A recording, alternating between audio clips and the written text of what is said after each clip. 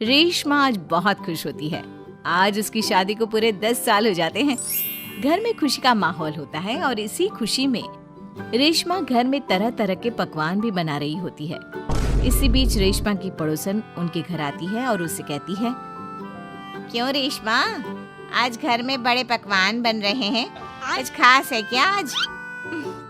आज ही के दिन मेरी शादी हुई थी और आज मेरी शादी को पूरे 10 साल हो चुके हैं। अच्छा, शादी से याद आया रेशमा, क्या तुझे पता है हमारे पास वाले ही एक गांव में 70 साल की एक बुढ़िया औरत अपनी दूसरी शादी रचा रही है। क्या 70 साल की बुढ़िया औरत की दूसरी शादी? अरे जिस उम्र में लोग पूजा पाठ करते हैं वो बूढ़ी औरत रंगरलियां मना रही है। इतना ही नहीं, सुनने में तो ये भी आ रहा है कि उस बूढ़ी औरत के 2 बेटे, बहू और 4 पोते पोतियां भी हैं। तौबा तौबा, सच में जमाना बहुत खराब आ चुका है। कोई शर्म लिहाज नाम की चीज तो बची ही नहीं इस दुनिया में। हमारे परिवार के तो ऐसे संस्कार नहीं है। रेशमा, जमाना बहुत आगे निकल गया है। आजकल क्या बच्चे और क्या बूढ़े, सभी पर एक जैसी जवानी छा रही है। ये तो ऐसा सोचना भी पाप है। वैसे कब है उस बूढ़ी औरत की शादी? आपको कोई जानकारी है क्या? मुझे क्या, पूरे गांव वालों को पता है इस शादी के बारे में। कल ही तो है। अरे वाह, कल तो योगेश के पापा भी छुट्टी पर हैं। एक काम करते हैं, हम भी चलते हैं इस बूढ़ी औरत की शादी में। आखिर देखे तो सही कि कौन है वो बेशर्म बुढ़िया औरत जो पोता पोती खिलाने की उम्र में प्यार के फूल खिला रही है। पड़ोसन वहाँ से चली जाती है, जिसके बाद रेशमा सोच में पड़ जाती है। शाम को जब रेशमा का पति अमित घर आता है तो वो रेशमा को हैरान परेशान देखकर पूछता है, क्या हुआ रेशमा, आज बहुत परेशान सी लग रही हो? कुछ खास नहीं, एक बुढ़िया औरत के बारे में सोच रही थी। कौन सी बुढ़िया औरत? रेशमा अमित की ओर देखती है और उसे बताती हुए कहती है, हमारे पास वाले गांव में ही एक बूढ़ी औरत है जो अपनी उम्र के आखिरी पड़ाव में अब लव अफेयर कर रही है और कल उसकी शादी भी है। ताज्जुब की बात तो ये है कि उसके 2 बहू बेटे और 4 पोते पोतियां भी हैं। फिर भी किसी ने उसे नहीं रोका। अरे इतना भरा पूरा परिवार होने के बाद वो अपना दूसरा घर क्यों बसाना चाह रही है? पता नहीं जी, मैं सोच रही थी कल आपकी भी छुट्टी है तो क्यों ना हम भी शादी देखने चले। सुनने में आ रहा है कि कल पूरा गांव जा रहा है उसकी शादी देखने के लिए। रेशमा की बातें सुनकर अमित भी दूसरे दिन उसके साथ चलने के लिए हामी भर देता है। अगले दिन सुबह रेशमा और अमित बच्चों के साथ शादी देखने निकल जाते हैं। गांव से कुछ किलोमीटर की दूरी तय कर रेशमा अपने परिवार के साथ विवाह स्थल पर पहुंच जाती है। यहाँ की साज सजावट कितनी अच्छी लग रही है ना। ऐसा लग रहा है मानो किसी नई नवेली दुल्हन की शादी हो। देखकर तो ऐसा ही लग रहा है, लेकिन वो बूढ़ी औरत है कहाँ पर जिसके इतने किस्से सुनने को मिल रहे हैं? अमित के इतना बोलने की देर होती है और एक अधेड़ उम्र की बुढ़िया औरत दुल्हन के लिबास में सज संवर कर मंडप पर पहुंच जाती है, जिसे देख रेशमा और अमित के पैरों तले मानो जमीन ही खिसक जाती है।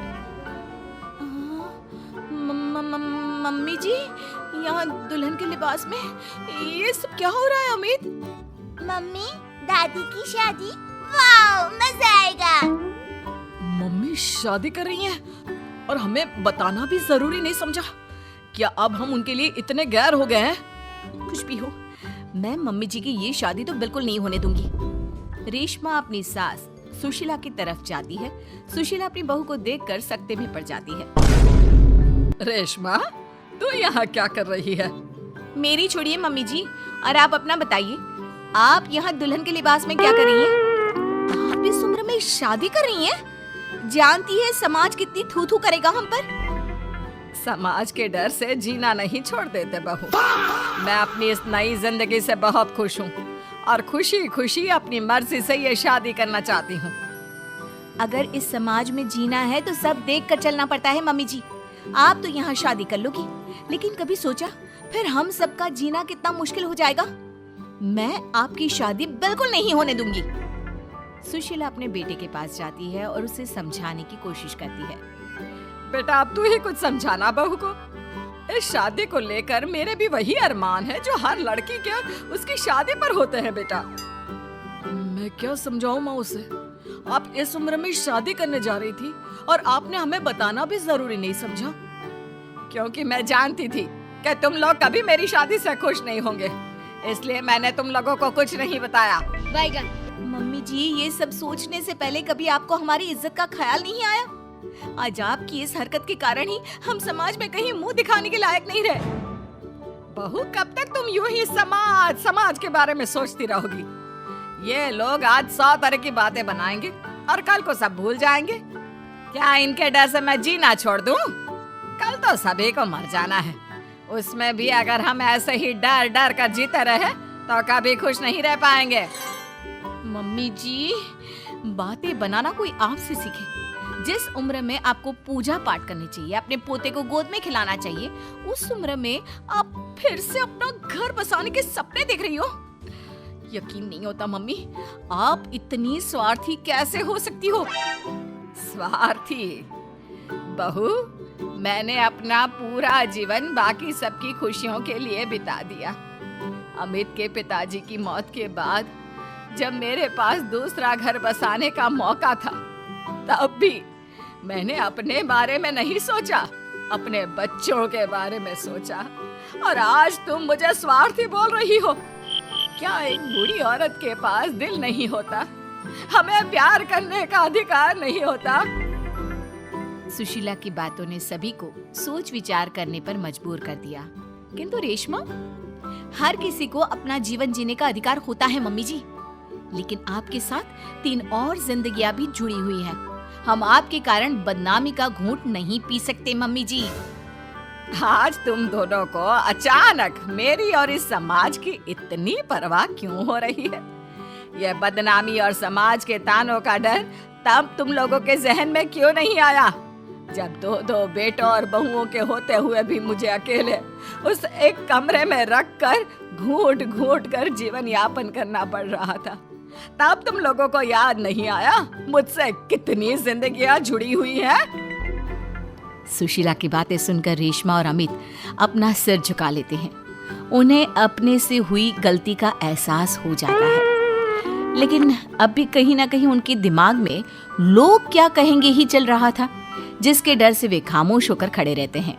तभी सुशीला जी आगे कहती हैं, ठीक है, अगर तुम लोग नहीं चाहते कि मैं फिर से विवाह करूं और अपने नए जीवन की शुरुआत करूं, तो मैं ये शादी नहीं करूंगी और साथ ही ये घर छोड़कर भी चली जाऊंगी। फिर ना तुम लोगों की कोई बदनामी होगी और ना ही कोई तुम्हें आकर ताने मारेगा। सुशीला की बातें सुनकर रेशमा और अमित दोनों सोच में पड़ जाते हैं। कुछ देर सोचने के बाद रेशमा कहती है, नहीं मम्मी जी, आप घर छोड़कर मत जाइए। आप सच कह रही हैं। अगर हम ऐसे ही समाज की परवाह करते रहे तो हम कभी खुशी खुशी नहीं जी पाएंगे। हाँ माँ, और आज बचपन से तेरे हर निवाले और प्यार का कर्ज मैं चुकाऊंगा। आज यहाँ से मेरी माँ की डोली उठेगी। बजाओ शहनाई, आज मेरी माँ की शादी है। बजाएगा ना भिड़ो। फिर क्या, अपने बहू बेटों की रजामंदी के साथ सुशीला खुशी खुशी 7 फेरे लेकर नई नवेली दुल्हन बन जाती है और सब शादी की खुशियों में मगन हो जाते हैं।